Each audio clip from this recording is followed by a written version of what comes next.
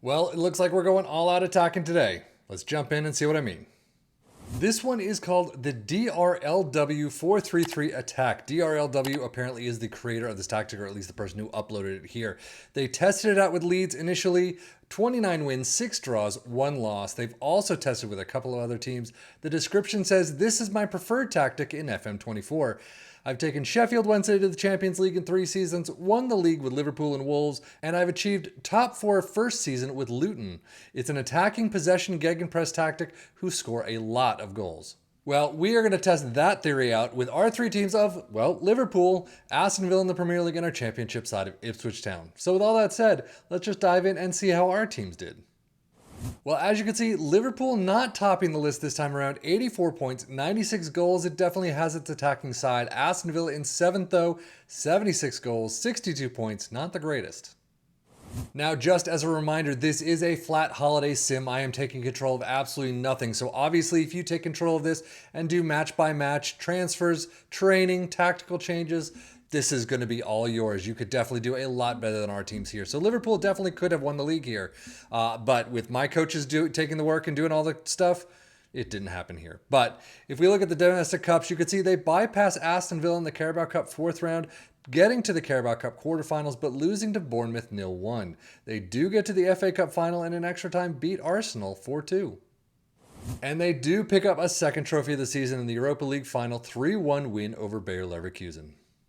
So all in all, not an awful season by any stretch of the imagination. Quarterfinals of the Carabao Cup is really the only down spot. Second place in the Premier League, okay, I can see it. But winners of the FA Cup and the Europa League, not bad.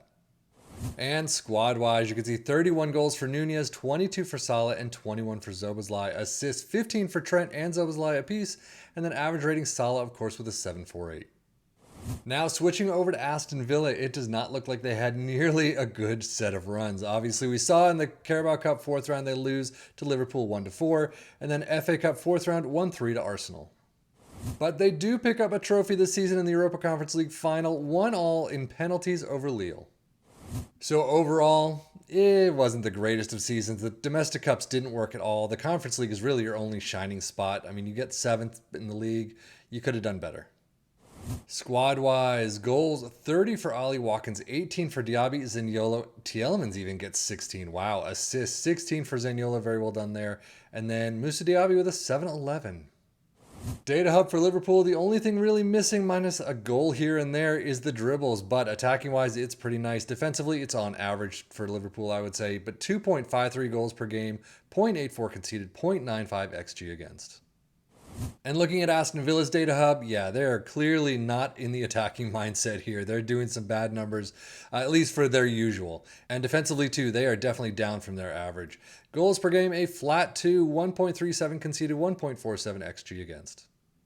Premier League stats, 2.21 points per game for Liverpool, Aston Villa with 1.63. Most goals in first for Liverpool with 96, but not clear front runners there. Aston Villa with 76, so, I mean, it is tight at the top.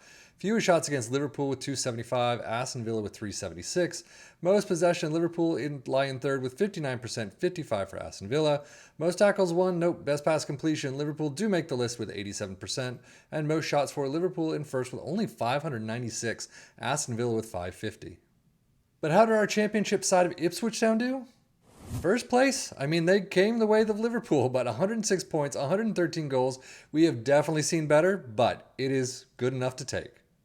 Domestic Cup runs, though, they didn't do much more than their average. Carabao Cup 2nd round, they're out against Tottenham 0-2, and then FA Cup 4th round in the replay, 2-2 in penalties, well, to Tottenham again. So overall, championship is definitely where it's at. It's usually the case, but Carabao Cup, FA Cup, they didn't perform all that well. Squad-wise, you have 17 goals for Hurst, 11 for Connor Chaplin, assists 20 for Jack Taylor and Leif Davis. That is a nice set right there, and Leif Davis with a 7.33. Championship stats, 2.3 points per game is very well done, clearly in first. Most goals, 113, well done there as well. Fewest shots against in first, 353. Most possession with 59%. Best pass completion with 88%, and most shots for with 771.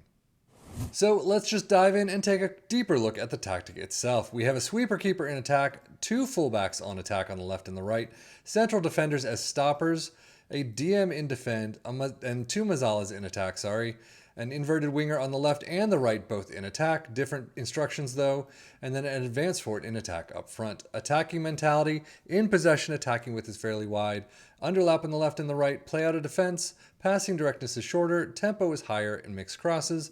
In transition, counter press, counter, distribute to the back line and roll it out. And then out of possession, a high press line of engagement, a much higher defensive line, trigger press much more often, prevent your goalkeeper distribution, and get stuck in. But now, how did it do for our three teams overall? I mean, not bad. I can't say it was bad at all. Ipswich Town and Liverpool doing a fantastic job. I mean, Liverpool could have come up in first, but anything could have happened.